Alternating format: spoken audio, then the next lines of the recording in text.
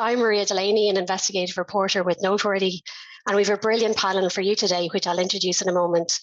But before I do, I just wanted to say how happy I am to discuss this particular topic, the power of patient advocacy to drive improvements in healthcare services. And it's not just from meeting strong patient advocates in my work over the years, but also because I myself had my first introduction to media as a patient advocate around 20 years ago. So this month, we're doing a deep dive into healthcare at the Journal and the Good Information Project. And we thought this webinar would be a good space to focus on the patient perspective, as there's nothing more essential to healthcare than the patient. We're joined by Eileen O'Sullivan, independent cancer patient advocate and breast cancer survivor. And Eileen has specific interest in cancer research and clinical trials and has worked on this with both international and Irish teams, including the Irish Association for Cancer Research. Also joining us is Derick Mitchell, CEO of the Irish Platform for Patient Organisations, Science and Industry, or IPOSI, and an elected board member of the European Patients Academy EUPATI Foundation, which trains patients to become involved in research and development. In addition to many collaborative projects, Derick is also chair of the European Patient Representative Roundtable of ISPOR, the Professional Society for Health Economics and Outcomes Research. Thanks as well to Louise Loughlin, who is National Manager for the National Advocacy Service for People with Disabilities, who also operates and oversees the development and delivery of the Patient Advocacy Service. As a qualified solicitor in Scots law, Louise is a member of several national health advisory groups and forums, including the National Care Experience Programme Steering Board. And finally, we have the Journal reporter, Orla Dwyer, who will share some of what she encountered over the past month while reporting on health. So welcome to you all, and to you, the audience, for joining us for this lunchtime special. And please, if there's something you'd like to ask one or all of the panel members to discuss, or any questions at all, don't hesitate to pop them in the Q&A, and we'll try to get to them at the end. So before we start properly, we're talking about patient advocacy for the next hour, but what does that mean to each of you and the work you're doing? And Eileen, maybe you can start. Yeah, patient advocacy or activism is really very broad within the health sector, even within the cancer space, which I work within. There's very many strands to it. It's quite fragmented. I don't think you'll find it easy to find a job spec for any particular role that comes about. They kind of just happen and develop. Advocates and activists are in it for all types of different reasons. They may have experience as a patient, as a carer. They may have an interest in certain areas of the health service, and they may have skills that they think that they can bring some value and some impact. Sometimes those skills come from their professional backgrounds. They may be in marketing, they may be in analytics, and that can give them leanings and interests into certain elements of advocacy. For me, in general, for advocacy, it has to be meaningful and not a box ticking exercise. It has to be transparent, that everybody knows who's doing what and what it's about, and what the outcomes are, and what the roles are of different people, and what the type of engagement will actually be. It has to have impact, or at least intention of impact. You're not always going to get the impact that you maybe hope for, but you really want to see that it has impact. And for me as well, it has to be for the benefit of others. I'm well able to shout for myself, but sometimes others are not well able to do so. So that is the basis. As I say, my areas, I kind of fell into it. Cancer has been in my life for a long period since my mum died when she was very young. And there was a very obviously inherited link there with cancer. And she said to me, science will win out and research will win out, and it'll be different for you if you're in the same position than it is for me. So always support research and always support science. And I think that's why, even as a young teenager, that's what I did if there was any event or anything else on. And then other members of my family and dad and whatever had cancer later on in life, and I got more involved. But when I was diagnosed myself, it was then I didn't go really looking to become an advocate. But if you're on social media and you're talking about your situation and you're starting to make connections, you get drawn into it and you get asked to do things. So the areas that I'm involved in of being a PPI reviewer, which would review grant awards, and that would come from the funders, either public funders, cancer.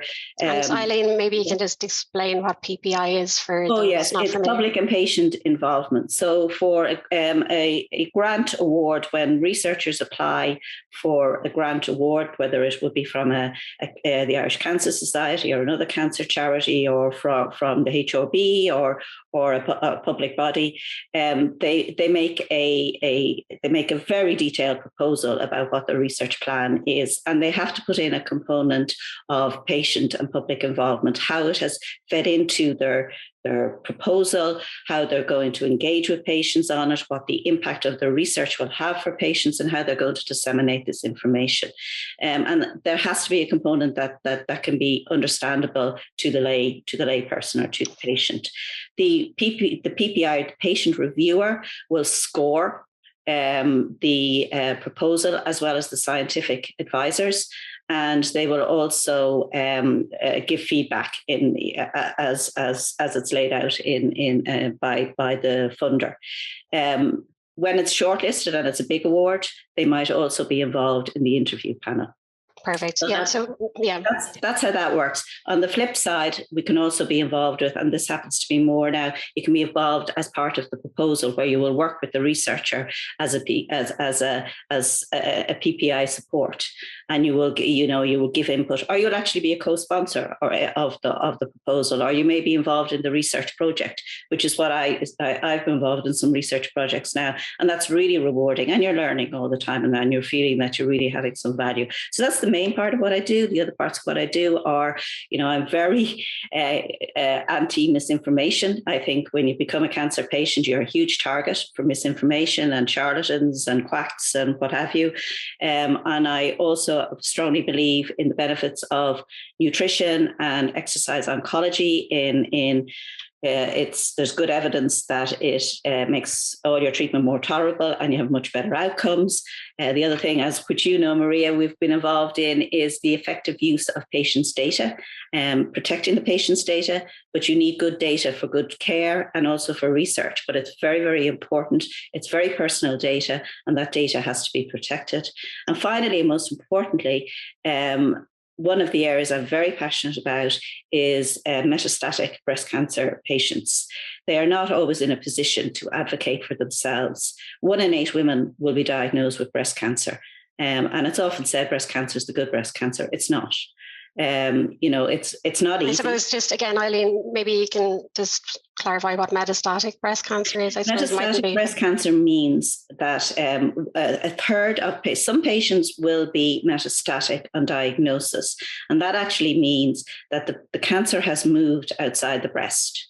Okay. So it's moved to other areas of the body, maybe particularly in breast cancer, it's normally the bones, the lung, and the liver. And there's no good for a breast cancer cell to be doing in your liver. And at that stage, it's incurable. You may be able, with certain subtypes of breast cancer, there's a lot of lines of treatment. With others, if it was my one, there's very few or there's none. So it's a very hard process, and it's generally in younger women. Because breast cancer is more aggressive in younger women. So it's a very hard thing to be going through your life knowing that you have an incurable illness, that you will always be in treatment, and that you're not going to survive. It's really hard. And I think it's very difficult for them to advocate for themselves. You see them, they form communities on Twitter, and they support one another. And then you see certain ones die, you'd see patients dying off, and it really hits them very hard. And I think it's up to their sisters as primary breast cancer patients to advocate on their behalf. So that's one that I'm very passionate about. Perfect. Thanks, Eileen. And we'll be coming back to some of the topics Eileen mentioned there, such as research and misinformation later on. But Derick, maybe you can just talk about what patient advocacy means to you briefly. Thanks, Maria, and great to hear from Eileen first and foremost. So I got into patient advocacy through research, like Eileen.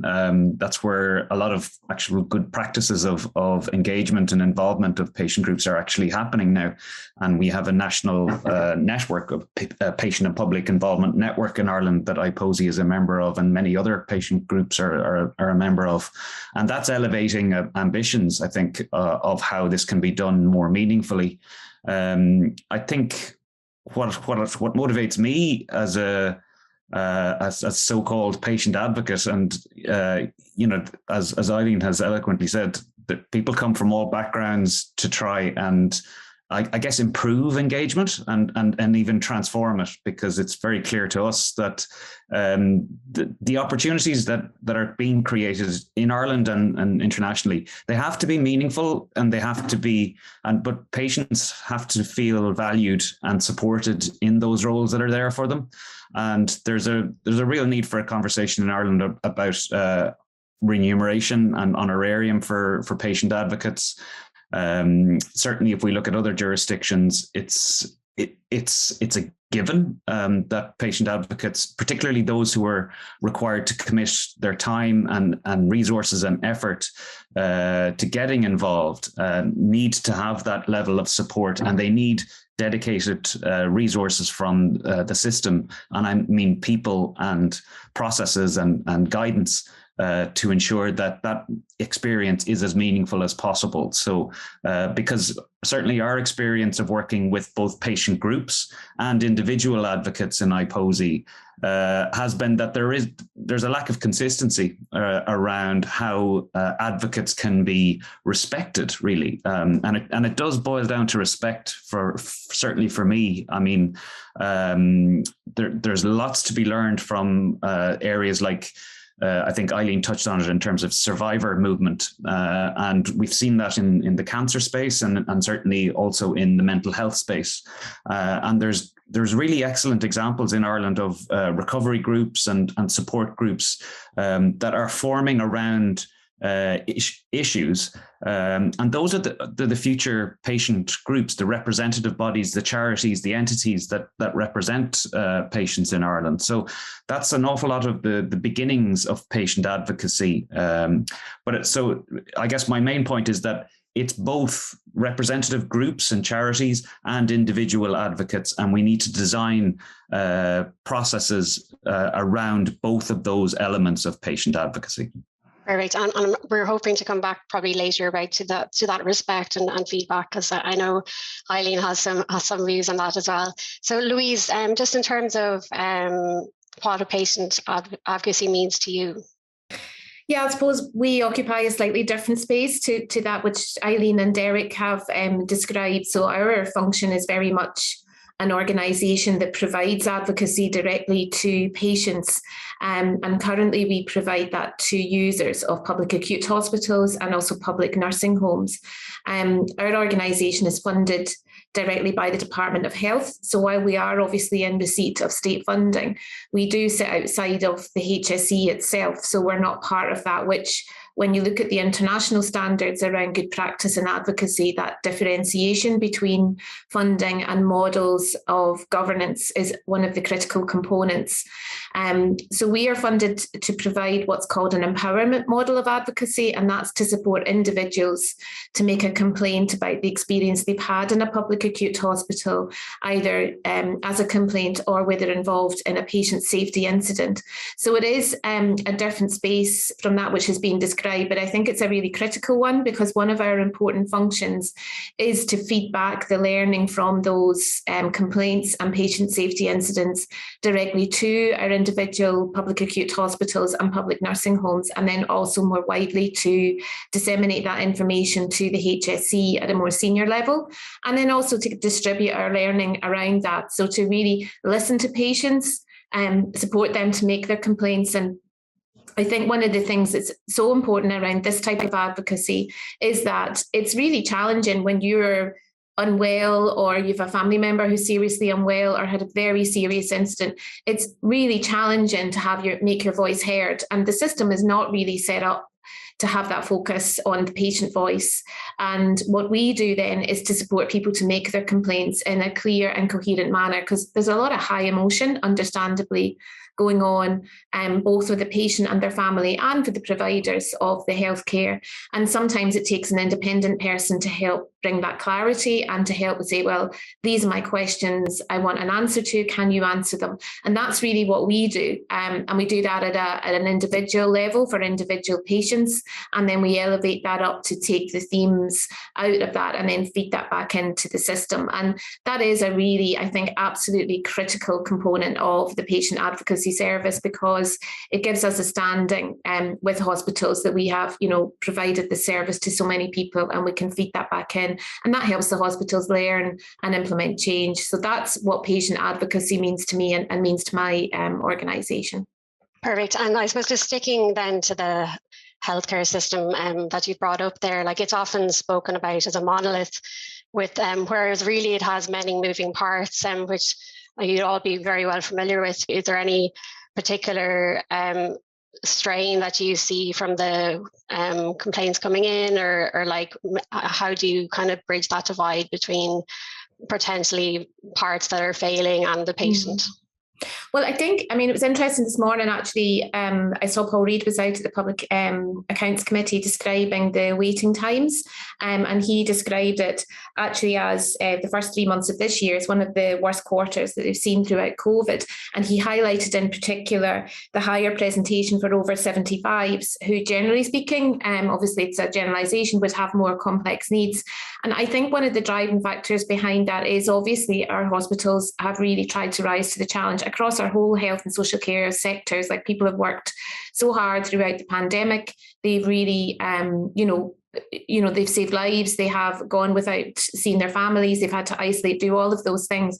But I think where we're at now is that so many people have been so isolated throughout that period, so that what we would have observed is people not being able to access normal services such as day services or residential services are restricted in a lot of ways for people with disabilities, and also for people living in the community, older people and people with disabilities. Their access to home care supports was severely curtailed through the pandemic, and that's continuing now because of the staffing shortages that we've heard so much about. And all of those pinch points across health and social care end up resulting in more presentations to emergency departments. It's not a particularly complicated leap to understand how one leads to the other. So that's a really complicated area to fix, because it's easy to identify the problem, but changing it is really challenging. What we've also seen was a rise in the number of complaints about communication. In the first 4 months of this year, we did see quite a jump around that. And when we talk about communication, what we mean by that is when a family member is in an acute hospital and the family members at home are trying to get through, that they're really struggling to get contact with the individual. There are still a lot of restrictions on visiting in hospitals. It's not always readily transparent as to why that is, because the policy is now to facilitate visits. And when someone is in a vulnerable situation, when they're unwell in an acute hospital, they really do need their family around them to do that advocacy piece for them, to ask the questions, to make sure they have everything they need, to find out about how they're going to get home, what's that going to look like.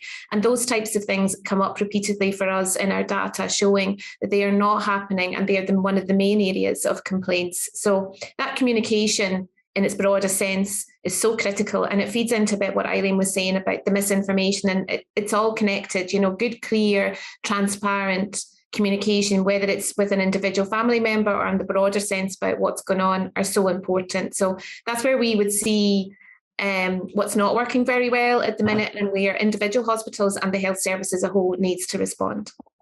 Perfect. Thanks, Louise. And that's interesting you were saying about communication, because we did an investigation into overcrowding that was published earlier this week, and it wasn't actually directly written in the publication, but a few people actually did mention that to me, that they were concerned about, I suppose, maybe the reduction in relatives and how people weren't able to speak out. So there were a lot of older people that maybe were we're vulnerable in the system that way. But Eileen, I suppose kind of going on that point, our recent Ireland Thinks poll suggests that 66% of Irish people believe healthcare is getting worse, with 7% believing it's getting better. So I suppose focusing on patient advocacy, like what role does it have in the current crisis? Well, sometimes I wonder that myself, because when you're advocating and you're talking about research and you're talking about, better nutrition or allied healthcare to go along with cancer, you kind of say, well, what good is all of that if there isn't the capacity in the first place, and you can't get the diagnosis or you can't get the treatment? And I think we have an absolutely huge issue with capacity, be it beds, and be it staffing. I mean, it's just a horrendous scandal that we have 700 consultant posts free. And it's not just consultants, it's nursing, it's nurses' aides, it's allied healthcare practitioners, it's across the board. I'd just like to laud all the staff that are there at the moment and doing a wonderful job. And I mean, some of them I'd say are so stressed and have been ill with COVID themselves, and what they've done over the last few years, they've been amazing. We have amazing staff within the healthcare system, but for the executive leadership and the Department of Health to allow this to continue and to have a contract out there and working conditions that are just not acceptable for anybody to work in who has studied and qualified. It's letting down patients, it's letting down the public,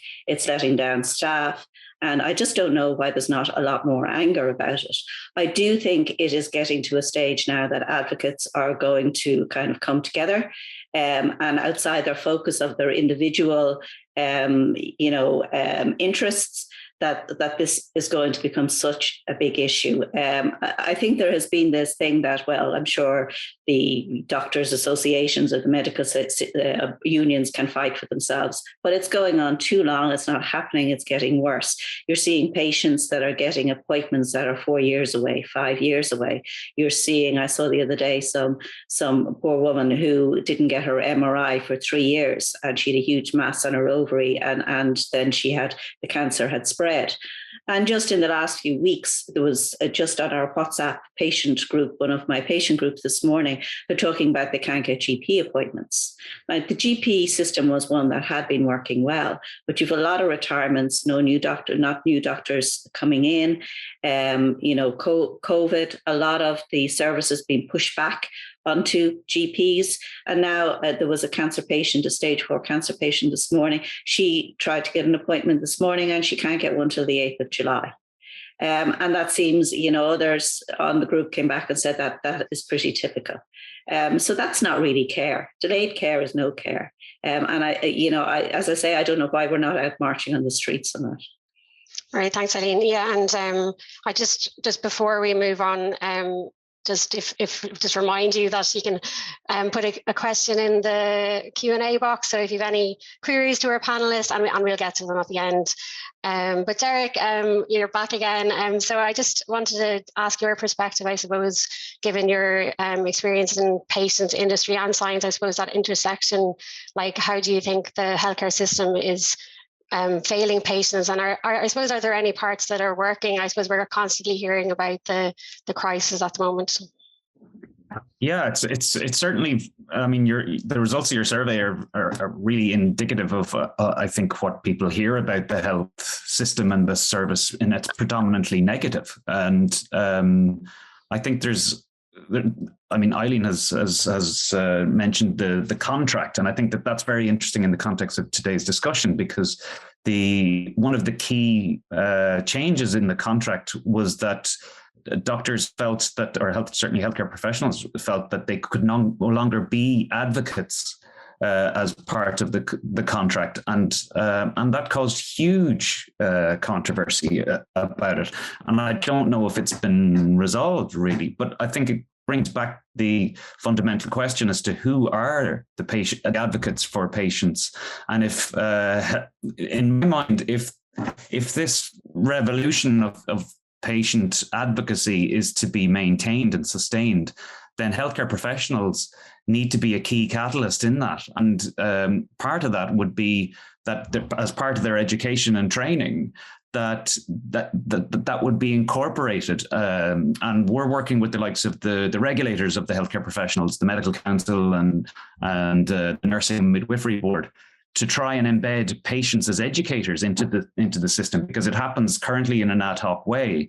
But we would like to create just more systematic involvement of patients so that those kind of relationships can be built from a very early stage in the career of healthcare professionals. So, and then on IPOSI was set up by patient groups to act as that interface between patient priorities and the other stakeholders in the healthcare system. And from our perspective, it is partnership based approaches, and there's many different forms of those kind of partnerships. And the way in which I think those kind of partnerships in health are originated from, many of the partnerships that we've seen haven't originated from maybe where patient needs are. So the first and foremost point about those is to identify, well, where the unmet needs are, and to have, as Louise has said, to be able to listen to where patients are actually identifying the needs,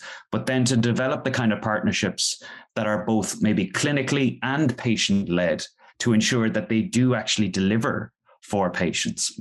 So those are the kind of partnerships that we're hugely motivated about. And I'd have to say, over the last couple of years, I've seen more happen in that space in terms of patient-led public-private partnerships. And some of them are outside of Ireland, but certainly we can look to those models in terms of embedding them in our own system. And I think that Eileen's point around data and how the whole area of patient advocacy and patient involvement will become a much more data-driven area. I think that's going to be, over the next couple of years, an area of real promise in Ireland. I think that the advent of the Children's Hospital and the way that that's going to be born digital in a predominantly paper-based system is going to unearth, I think, an awful lot of the issues and practices that are going to be required to actually realize that, so that when you are accessing the hospital, it is a really good experience. But then when you're transitioning from the hospital into primary care or community care, that information follows patients and their families. So it's an area of huge excitement, I think, despite the obvious concerns voiced over the cost of the hospital. I think that will actually be almost like a wedge under the system that will hopefully lead to this more person-centered way of approaching things. Great, thanks, Derick. And I suppose speaking of person-centered approach, that's kind of, I think, something that you've come across, Orla, in terms of specific patient needs. So you've, over the past month, been reporting on a Health for the Good information project. So I was just wondering what your reporting showed you about the importance of patient advocacy. I mean, it's something that came up in pretty much every piece we would have done. You know, it is talking to the people who are impacted by it. And I think that is kind of what patient advocacy means to me, I suppose, as a reporter, is to listening to the people who are impacted by the issues that you're reporting on. It's listening to the people who have experience in the healthcare system, whether it's people who are patients or people who are working in the system as well. I think both are very important in terms of that. And that's really been shown through a lot of the reporting for the Good Information Project this month as well. It's really just showing the importance of hearing from these voices and listening to them as well, and including them in the pieces. And as you said earlier, Maria, kind of putting it at the heart of it too, and putting it at kind of the most central place where it kind of deserves to be. So we had a very wide focus in this cycle. So we had a look at kind of the exhaustion felt by junior doctors. That was one of the first pieces that came out. We had pieces on frustration over stigma and lack of obesity resources as well for people in Ireland and how they're traveling abroad sometimes. And something Derick mentioned there, we had a piece on how electronic healthcare record system, how this would work in Ireland, and looking at other countries where it's in place and how it could work here and the difference that it would make for different aspects of the healthcare system. I think that was a really interesting interesting one. Obviously, we had your piece as well, Maria, on the overcrowding in hospitals and taking a look at University Hospital of Limerick in particular.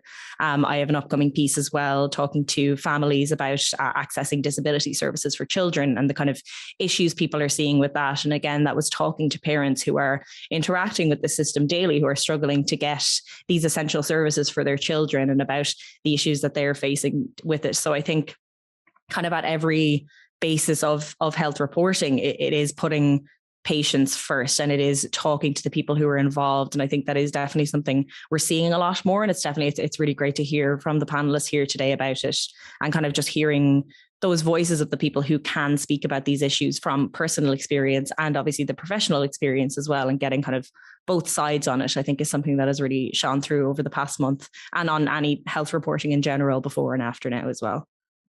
Yeah, perfect. And I suppose just putting the patients first, I suppose that's the key. And I suppose one of the things, Eileen, that I wanted to talk to you about is, like, I remember back 20 years ago when I was a patient advocate, I kind of often felt quite patronized. Like I might go to a meeting and everyone would go quiet when I spoke, and then maybe not listen, even though they were not actually saying anything. So I was wondering, like, I know there's been huge advances since then in terms of patient advocacy, and like, is that attitude changed, and what do you see, I suppose, in the advances over the years?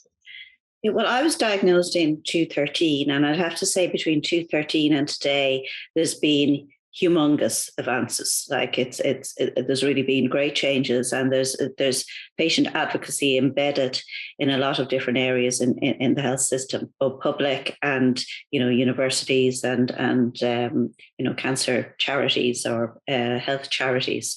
It's different in different. Some are doing it much better than others. I think the universities, and talking about the cancer space, in my own experience, I think the universities and with the research and in research and using patient advocates, I think they're far ahead. Derick would probably know the PPI Ignite network program, which is funded by the HRB and the Irish Research Council and co-funded by the universities involved, and there's a lot of partners involved, including IPOSI. They are creating a framework around kind of a standardization of how patients and patient advocates and researchers would engage, and how they would engage with the health service. I've been more involved with PPI Trinity One, and at the moment we're working on a guidance and principles, and that has been a really great process. I do think that in some of the more of the public bodies, the HSC and maybe HICWA and some of those committees I've been involved, it can tend to be, I think they want to do the right thing. I just don't think they know how sometimes. And it's not for the lack of will, but it can be a box ticking exercise, and they can have their strategy and it's going down that way, and they're going to shoehorn the patient view into that. So that can feel like a bit condescending and a bit patronizing. I don't think they mean it that way, in fairness to them, but it can be. I think it's patient advocacy is to try and change a way of thinking and a way of doing. And if it does that, I think it's getting there. I think it's happening. It still has a way to go. I think there are some risks down there that I see in the cancer space, in the cancer advocacy space. As I say, advocacy for me needs to be engagement. It needs to be meaningful. It needs to be equal. So you have different expertise, maybe than a researcher, than an oncologist that you're engaging with, than a clinician. But you have a different experience, but you're both experts in your thing, and you're both equal. And that's the way I think you should deal as equals. What I'm not a fan of at the moment is some of the funding or charities having ambassadors and champions, which that is not engagement. That is not giving input. What it is just you're the PR mouth of the charity, and you're aligned and tied to that charity and nobody else. I'm not a big fan of using influencers either. If they've had cancer, of course, their experience is as valuable as anybody else. But where it's being used to and leveraged to run their business, and charities work with that, I think that's a dangerous road to go down. So there's aspects where we need to be very, very careful. And I think, yes, you'll get widespread, it'll get a voice out there, but it's not advocacy in the sense that I believe in advocacy. Right. And I suppose, like you spoke about co-creation of research, and I suppose sticking to research, Derick, one of IPOSI's aims is to ensure there's patient involvement in research and development. So I was wondering, can you tell me about what you and others are doing to improve that, both in Ireland and in Europe? Sure. And Eileen has mentioned the PPI Ignite National Network, which we've been involved in from the beginning, and with many other patient groups. And that's focused on the university sector. So that's where the kind of codes of practice and the good examples can emerge, and the frameworks of engagement can be systematic and I think just more consistent between all of the different universities in Ireland. And that's a fantastic initiative. We work as well in partnership with other patient umbrella groups like Health Research Charities Ireland and Rare Diseases Ireland in the area of PPI and research. And there's a lot going on in that space. And then what we've been trying to do is, because IPOSI gets invited onto different panels and committees and advisories, we tried to map where maybe the opportunities in Ireland were for patient advocates to get more involved in research, but also in kind of policy and maybe higher level decision making. And what we found was that there are practices out there, and there's good case studies coming through from that. But I think if you look at research and development, an awful lot, particularly in the areas of devices and diagnostics and medicines, it is being done within the private sector and industry.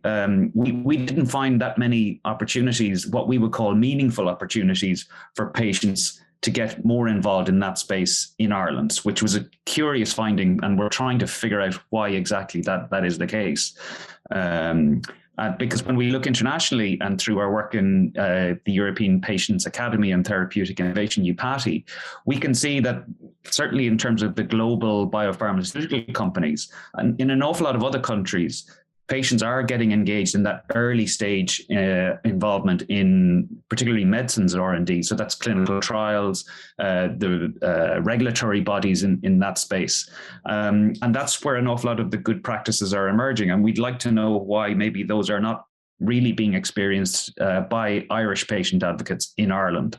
So it's a curiosity of ours, but we certainly hope that with the frameworks that are being built within the university sector and the kind of partnerships that are being built between the university sector and the industry sector, that the patient voice would be embedded within those, so that it can be just done as early as possible and as systematically as possible. Because if there's one thing that's certain that's emerging from that field, is that the impact of the early engagement of the patient advocates in the processes is leading to all sorts of benefits and impacts. So that evidence is emerging. So it's great to see that coming through. And there's other areas as well that the impact of early patient involvement is being felt. And that's the kind of evidence that I think will drive change among other stakeholders. And I suppose just sticking to that, like in terms of a European perspective, like I know there's a huge number of initiatives going on at a European level, like setting up patient networks kind of from the European Commission and things like that. Like, is there a lot of Irish patient involvement at a European level, or like what are we improving on that? So maybe you can just talk about that as well. Well, it's one of the reasons why IPOSI exists. IPOSI was set up on a European think tank model, and it was as a result of many patient advocates traveling to Brussels, going to meetings, getting involved at that European level. But then on the journey back home, realizing that there was no equivalent set up in Ireland to be able to bring that experience back into the Irish context. So it's why we exist, and it's one of the things we focus on. So we do get involved in European umbrella groups, that patient umbrella groups, but then also consult and get involved in consultations with the likes of the European Commission and the other I guess scientific and industry groups that exist at the European level. So there is lots of patient advocates, and to be honest, Ireland has a great history of patient advocates who have self-trained themselves to know what's coming down the tracks from a European regulation or legislation or policy perspective.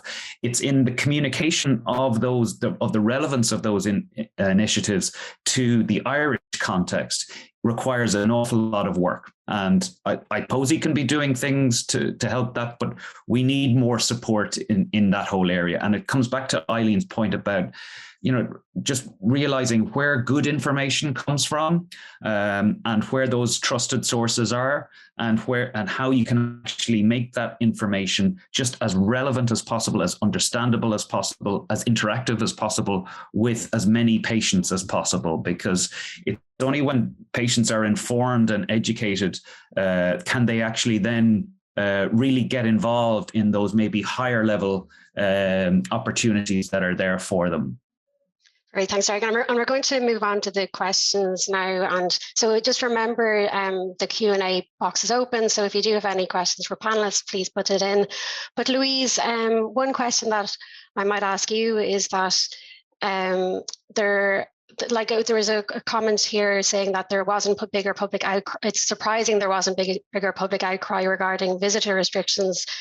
And as we were talking about before, I suppose people not being able perhaps to go and visit their relatives, I suppose in particular the more vulnerable people and older people. And one question, so maybe you can talk a little bit about that, but when you're talking about it, you also mentioned that that you feedback kind of complaints and give feedback, is there any, is there any patient involvement in that? Are there advocates kind of as part of that? So if you could answer that kind of in regards to visitor restrictions, if you had complaints about that, do you get then involved? Do you get patient advocates involved in that? Is there any kind of loop that way? Yeah, so I think, we have had issues come up, as I mentioned earlier. I can tell you exactly the figures around that in terms of what's come up into our service, in terms of people's complaints, around 28% of the complaints that have come in the last 3 months to our organisation have related to communication, and they include people's anxieties not being acknowledged, visiting not being available, difficulty phoning healthcare units, staff not communicating care plans, and phone calls not being returned. So it is a very real and prevalent issue. The total number of complaints we received in the last 3 months was 1,400, nearly 1,500 complaints. So 28% of those related to those communication issues. And that includes not being able to do the visits and not finding out what's going on. And that includes the more vulnerable patients who might need somebody there to advocate on their behalf. So that's what we have observed and what has come into us. I suppose just to explain again, just our model of advocacy is around supporting the individual to make their complaint, because it is really fantastic to hear all the work that's going on in the universities and everything else, but just to bring it back to the actual experience in a hospital, in an acute setting, and actually also in our wider context of our social care settings. At that point, an individual needs help with the issue that's going on for them then, and that's the service that we would provide. All of our staff are all professionally trained. So, there was a bit of a discussion at the start of the webinar around the kind of recognition of advocacy. There is quite a bit of confusion around what advocacy is or isn't. I suppose in our model, all of our staff are highly trained, required to undertake certain training programs, and are supervised and supported to provide advocacy. So that means a member of the public can be satisfied that they're receiving a high quality service and there is no misinformation and all of those things. So that's really where that would come in. And part of our function, as we said, was to feed that back. So yes, to help with the individual and their scenario, but also then to feed that back to hospitals to actually say, well, this is the data we have for your service for this year, and here's some of the feedback. And we actually present case studies. And some of the other examples that have happened for us is the patients that we've supported have actually, when they've had a meeting, say when they've had quite a serious complaint and they've managed to have a meeting with the consultant and maybe hospital management through the intervention of our service, that has actually made systemic change in terms of how those changes, how communication happens. That often, because our hospitals and across our services are so busy and under pressure, people forget to actually do the basics, to do the kindness, the compassion, the sitting down, the looking in the eye, and the doing the talking. And sometimes that doesn't happen. And that's what can lead to difficulties. And we've had many successes of individuals actually been going in and getting an apology, a real, sincere apology, and with an explanation as to how the situation developed. And that is what makes a difference. And then actually for the staff involved in that as well, they've had to reflect on their own role in it and had to reflect on what's going on in their workspace and how they can actually implement change. So that's really, I suppose, where the advocacy piece comes in. Also, just to say to the point around like models of good practice around patient engagement. So if we just widen this out a little and look across the entirety of healthcare, there is actually an obligation on Ireland now to ensure the engagement of disabled people in planning and decision-making around people with disabilities. And there are now quite established disabled persons organisations, and there is a model of practice there which the state has supported, not without its flaws, but it exists, that can be tapped into. And there's also many services that are actually looking to have service users on their boards directly involved in decision making. Co-production, co-design is the way that it should work. So there are models out there. There's a whole heap of work to be done around that, but it does exist. And I think it is the future, it is the way to go. But I would say that we do have models there.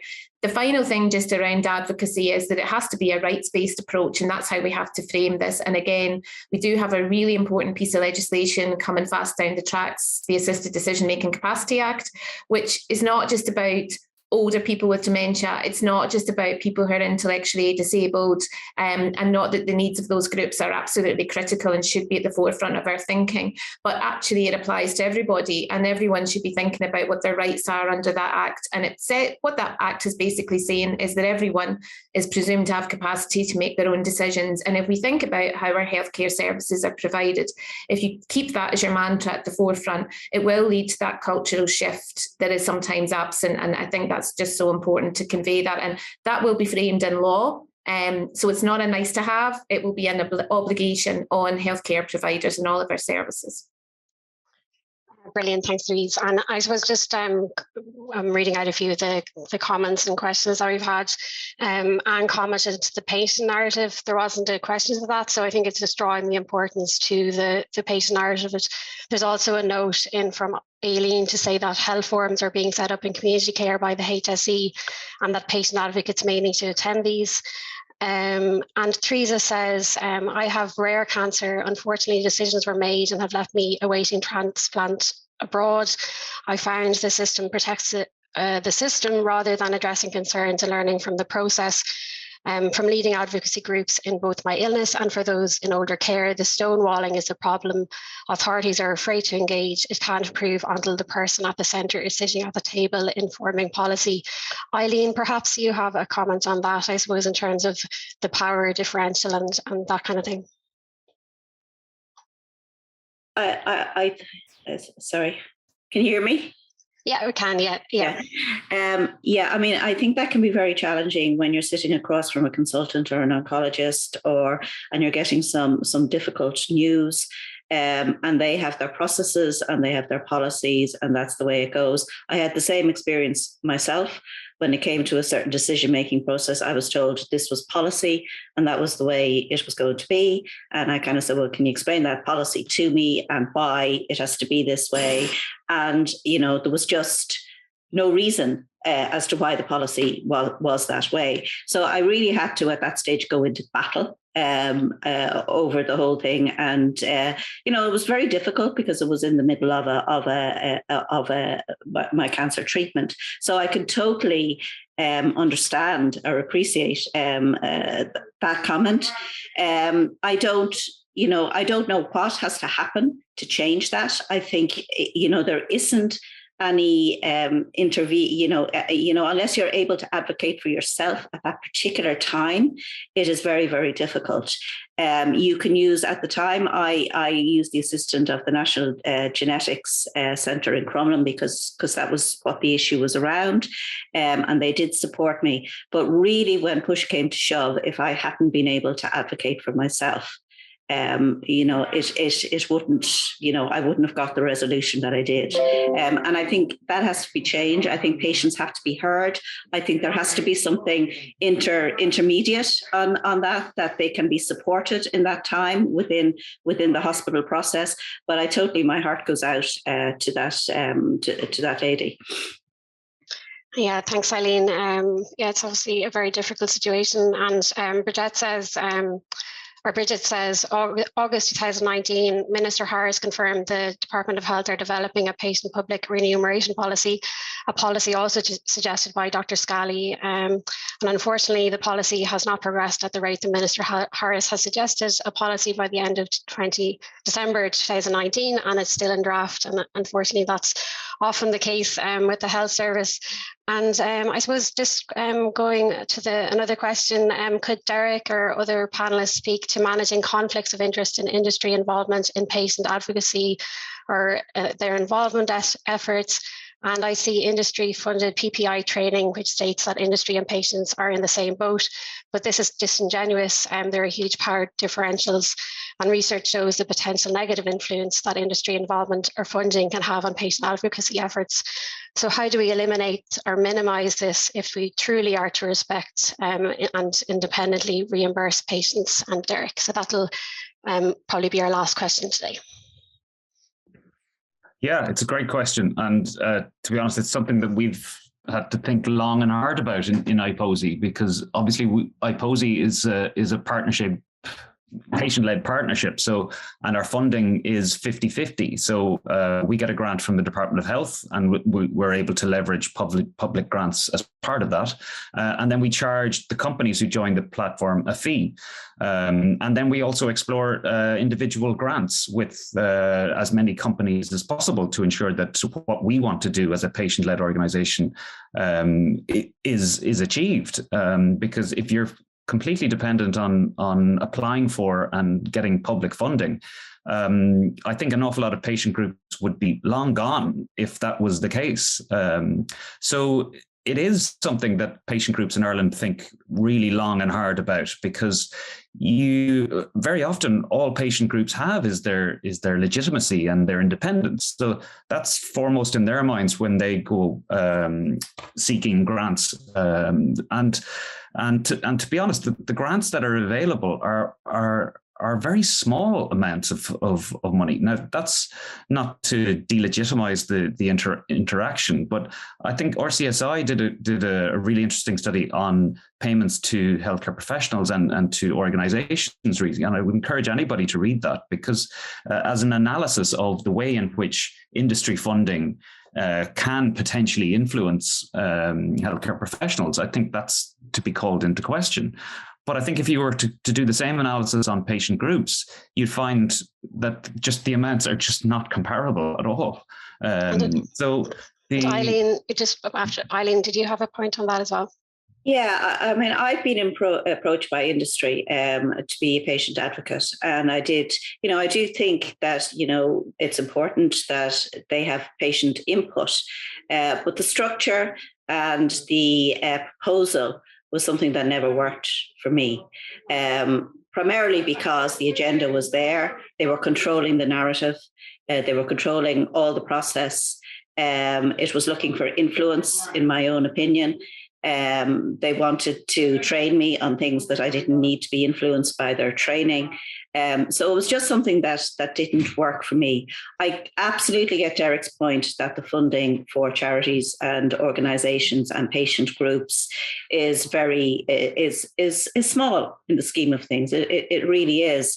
And, industry does fill that gap. I'm not a fan of having industry funding it. But, sometimes there's no option. But if I really I'm really not a fan at all of patient groups being funded by industry or having influence. But if that's not there, we're going to have to find other ways of funding these groups, of funding patient groups, and that's just not there at the moment. Yes, there's 2 points I'd follow up on that. Just in terms of, I think we're lying to ourselves if we think that patients talking about their condition, that industry don't have a commercial benefit out of that. And the way that I've certainly looked at it over the last couple of years is that for certain aspects of patient agendas and industry agendas, they are aligned, and that causes difficulty for certain aspects or certain maybe parts of the state, because the state has to negotiate on behalf of the state for many of these new products. And we've only around 10 seconds left, Derick. If you want to just wrap it, if you want to say one last thing. I think it's a topic well worth exploring in future webinars. Yeah, so a topic for a future webinar, maybe. Brilliant. And thanks so much. A great debate at the end there. And unfortunately, that's all we have time for. And I know another few questions and comments came in at the end, but thanks to our panelists, Eileen O'Sullivan, Derick Mitchell, Louise Loughlin and Orla Dwyer for being here. And thanks to you, our audience, for spending your lunchtime with us. And we hope you gained some insight from it. And we'd love to hear from you about the overall issue of healthcare provision and how we might build a better service that's accessible and equitable. And this is very much leader-led, so give us a shout, and you can get in touch by emailing goodinformation@thejournal.ie, going on the journal and signing up to our monthly newsletter. And that'll be put in the chat there. And there's also a Facebook group for the Good Information Project. So thanks again, and see you soon.